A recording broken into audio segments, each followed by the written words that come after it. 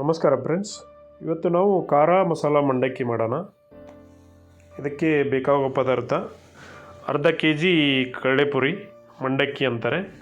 ಆಮೇಲೆ 2 ಸ್ಪೂನು ಖಾರದ ಪುಡಿ, ಆಮೇಲೆ 1 ಸ್ಪೂನು ಸಾಲ್ಟು, 1 ಸ್ಪೂನು ಸಕ್ಕರೆ ಪೌಡ್ರು, 1 ಸ್ಪೂನು ಧನಿಯಾ ಪೌಡ್ರು, 1 ಸ್ಪೂನು ಗರಂ ಮಸಾಲ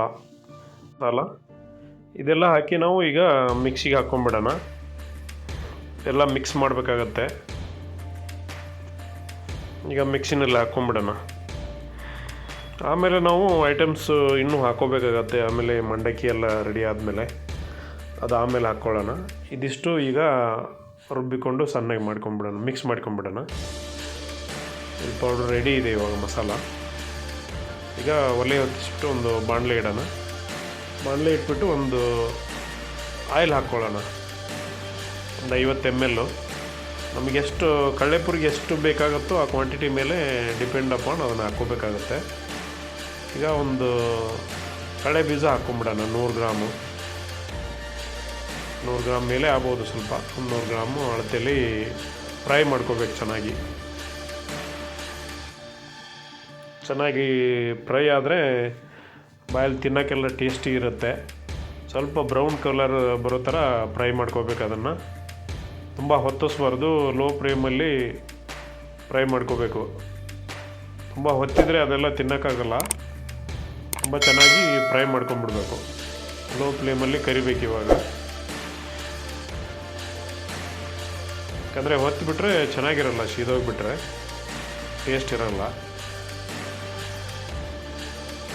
ಕಡಲೆ ಬೀಜ ಎಲ್ಲ ನಾವು ಕಡಲೆಪುರಿಗೆ ಹಾಕ್ಕೊಂಬಿಟ್ರೆ ತುಂಬ ಚೆನ್ನಾಗಿರುತ್ತೆ, ತುಂಬ ಟೇಸ್ಟಿ ಇರುತ್ತೆ. ಇವಾಗ ಸ್ವಲ್ಪ ಬ್ರೌನ್ ಕಲರ್ ಬಂದಿದೆ. ಹಾಕ್ಕೊಂಬಿಡೋಣ ಒಂದು ಪ್ಲೇಟಲ್ಲಿ. ಅದು ಮಶಿಯೋ ಥರ ಜಾರಿದ್ದು ಇರುತ್ತಲ್ವ, ಅದರಲ್ಲಿ ಸ್ಪೂನಲ್ಲಿ ಅದರಲ್ಲಿ ತೆಕ್ಕೋಬೇಕು. ಆಯಿಲೆಲ್ಲ ಅದಕ್ಕೆ ಬರೋಲ್ಲ ಜಾಸ್ತಿ. ಸ್ವಲ್ಪ ಬಸ್ಕೊಂಡ್ಬಿಟ್ಟು ತೆಗೆದಿಟ್ಕೋಬೇಕು ಒಂದು ಪ್ಲೇಟಲ್ಲಿ. ಎಲ್ಲ ತೆಗೆದಿದ್ದೀವಿ ಇವಾಗ. ಅದೇ ಬಾಣಲೆಯಲ್ಲಿ ಆಯಿಲ್ ಇದೆ, ಅದಕ್ಕೆ ಒಂದು 2 ಸ್ಪೂನು ಜೀರಿಗೆ ಹಾಕ್ಕೊಳ್ಳೋಣ. ಆಮೇಲೆ 2 ಸ್ಪೂನು ಸಾಸಿವೆ ಹಾಕಿ ಸ್ವಲ್ಪ ಫ್ರೈ ಮಾಡೋಣ ಇವಾಗ. ಆಮೇಲೆ ಒಂದು ಬೆಳ್ಳುಳ್ಳಿ ನಾವು ಬಿಡಿಸಿಟ್ಕೊಂಡು ಜಜ್ಜಿಟ್ಕೊಂಡಿದ್ವಿ, ಅದನ್ನು ಒಗ್ಗರಣೆಗೆ ಹಾಕ್ಕೊಳ್ಳೋಣ. ಒಂದು ಗಡ್ಡೆ ಬೆಳ್ಳುಳ್ಳಿ ಅದು. ಆಮೇಲೆ ಒಂದು ಹಿಡಿ ಕರಿಬೇವು ಹಾಕಿ ಚೆನ್ನಾಗಿ ಫ್ರೈ ಆಗಬೇಕದು. ತುಂಬ ಟೇಸ್ಟಿ ಇರುತ್ತೆ. ಒಂದು ಮುಕ್ಕಾಲು ಬಟ್ಲು ಪುಟಾಣಿ, ಕಳ್ಳೆಪಪ್ಪು ಅಂತಾರೆ, ಪುಟಾಣಿ ಅಂತಾರೆ. ಅದನ್ನು ಹಾಕ್ಕೋಬೇಕು. ಅದಕ್ಕಲ್ಲಿ ಚೆನ್ನಾಗಿ ಫ್ರೈ ಮಾಡಬೇಕು. ಎಲ್ಲ ಮಿಕ್ಸ್ ಮಾಡಿಕೊಂಡು ಫ್ರೈ ಆಗಲಿ. ಸ್ವಲ್ಪ ಅದು ಕಲರ್ ಚೇಂಜ್ ಆದರೆ ಸಾಕು, ಹೊತ್ತಿಸ್ಬಾರ್ದು. ಹೊತ್ತಿದ್ರೆ ಒಗ್ಗರಣೆ ಹೊತ್ತಿ ಹೋದರೆ ಚೆನ್ನಾಗಿರಲ್ಲ ಟೇಸ್ಟು. ಚೆನ್ನಾಗಿ ಫ್ರೈ ಆಗಲಿ, ಆ ಥರ ಮಿಕ್ಸ್ ಮಾಡ್ತಾ ಇರಬೇಕು. 1 ಸ್ಪೂನು ಅರಿಶಿನ,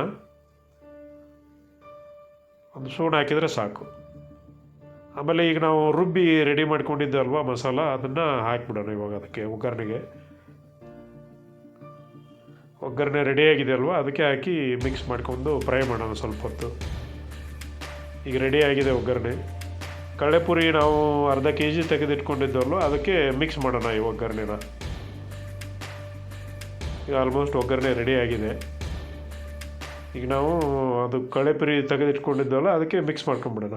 ಆ ಬಾಣಲೆಯಲ್ಲಿ ಸ್ವಲ್ಪ ಒಗ್ಗರಣೆ ಇರುತ್ತೆ, ಅದಕ್ಕೆ ಸ್ವಲ್ಪ ಕಡಲೆಪುರಿ ಹಾಕ್ಕೊಂಡ್ಬಿಟ್ಟು ಅದರಲ್ಲಿ ಇದನ್ನು ಮಾಡ್ಕೊಂಬಿಡೋಣ. ಆಮೇಲೆ ಇದನ್ನು ಕಲಿಸ್ಕೊಳ್ಳೋಣ. ಹಂಗೆ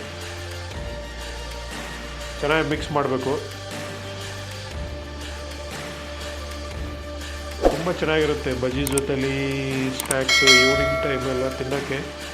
ನಾವು ಈ ಥರ ಬೆಳ್ಳುಳ್ಳಿ ಒಗ್ಗರಣೆ ಮಾಡಿಟ್ಕೊಂಡ್ಬಿಟ್ರೆ ಅದು ಏನೂ ಹಾಳಾಗಲ್ಲ, ತುಂಬ ಚೆನ್ನಾಗಿರುತ್ತೆ. ಒಂದು ಬಾಕ್ಸಲ್ಲಿ ಇಟ್ಕೊಂಡ್ಬಿಟ್ರು ಇಲ್ಲ, ತುಂಬ ಜನ ಇದ್ದರೆ ಮಾಡಿಟ್ಕೊಂಡು ಎಲ್ಲರೂ ಒಟ್ಟಿಗೆ ತಿನ್ಬೋದು. ಚೆನ್ನಾಗಿ ಮಿಕ್ಸ್ ಮಾಡಬೇಕು. ಕೈಯಿಂದ ಮಿಕ್ಸ್ ಮಾಡಬೇಕು, ಇವಾಗ ಸ್ಪೂನಿಂದ ಆಗೋಲ್ಲ. ಚೆನ್ನಾಗಿ ಕೈಯಿಂದ ಮಿಕ್ಸ್ ಮಾಡ್ಕೊಂಡ್ಬಿಡ್ಬೇಕು. ಈಗ ನಾವು ಕಡಲೆ ಬೀಜ ಅದು ಫ್ರೈ ಮಾಡಿ ಇಟ್ಕೊಂಡಿದ್ವಲ್ವ, ಅದು ಮಿಕ್ಸ್ ಮಾಡಿಬಿಡೋಣ. ಹಂಗೆ ಅದೆಲ್ಲ ಮಿಕ್ಸ್ ಮಾಡಿಕೊಂಡು ಕಲಿಸ್ಬೇಕು. ಚೆನ್ನಾಗಿ ಮಿಕ್ಸ್ ಆಗಲಿ ಅದ್ರ ಜೊತೆ, ಕಡಲೆಪುರಿ ಜೊತೆ. ಒಂದು ಸೈಡ್ ಮಂಡಕ್ಕಿ ಅಂತಾರೆ, ಒಂದು ಸೈಡು ಕಡಲೆಪುರಿ ಅಂತಾರೆ, ಒಂದು ಸೈಡು ಚುರುಮರಿ ಅಂತಾರೆ. ಆಮೇಲೆ ಇದಕ್ಕೆ ಇವಾಗ 2 ಸ್ಪೂನು ಖಾರ ಪುಡಿ ಹಾಕೊಂಬಿಡೋಣ. ಖಾರ ಪುಡಿ ಮಿಕ್ಸ್ ಮಾಡೋಣ. ಆಮೇಲೆ ಹಂಗೆ ಸಕ್ಕರೆ ಪೌಡ್ರು 1 ಸ್ಪೂನು ಸಕ್ಕರೆ ಪೌಡ್ರ್ ಹಾಕೊಂಡು, ಸಕ್ಕರೆ ನಾವು ರುಬ್ಬಿ ಇಟ್ಕೊಂಡ್ಬಿಟ್ಟಿದ್ವಿ, ಅದನ್ನೇ ಪೌಡ್ರನ್ನ ಹಾಕಿಬಿಡಬೇಕು. ಅದಕ್ಕೆ ಸಕ್ಕರೆ ಪೌಡ್ರು ಚೆನ್ನಾಗಿ ಖಾರ ಸ್ವೀಟು ಚೆನ್ನಾಗಿರುತ್ತೆ. ಬೇಕಾದರೆ ಹೆಚ್ಚು ಹಾಕ್ಕೋಬೋದು. ಈವ್ನಿಂಗ್ ಸ್ನ್ಯಾಕ್ಸಿಗೆಲ್ಲ ತುಂಬ ಚೆನ್ನಾಗಿರುತ್ತೆ. ಮಾಡಿ ತಿನ್ನಿ. ಆಮೇಲೆ ಹೇಗಿದೆ ಅಂತ ಕಮೆಂಟ್ ಮಾಡಿ, ಸಬ್ಸ್ಕ್ರೈಬ್ ಮಾಡಿ, ಲೈಕ್ ಮಾಡಿ, ಶೇರ್ ಮಾಡಿ. ಈ ಥರ ಈವ್ನಿಂಗ್ ಸ್ನ್ಯಾಕ್ಸ್ಗೆಲ್ಲ ಈ ಥರ ಈರುಳ್ಳಿ, ಆಮೇಲೆ ಕರಿಬೇವು, ಕೊತ್ತಂಬರಿ, ಲೇಮನ್ ಎಲ್ಲ ಹಾಕ್ಕೊಂಡು ತಿನ್ನೋಕೆ ಚೆನ್ನಾಗಿರುತ್ತೆ. ಈ ಥರ ಮಾಡಿ ಈವ್ನಿಂಗ್ ಸ್ನ್ಯಾಕ್ಸಲ್ಲಿ ತಿನ್ನಿ, ಬಜ್ಜಿ ಜೊತೆ ತಿನ್ನಿ. ನೆಕ್ಸ್ಟ್ ವಿಡಿಯೋದೊಂದಿಗೆ ಭೇಟಿಯಾಗೋಣ ಫ್ರೆಂಡ್ಸ್. ನಮಸ್ಕಾರ.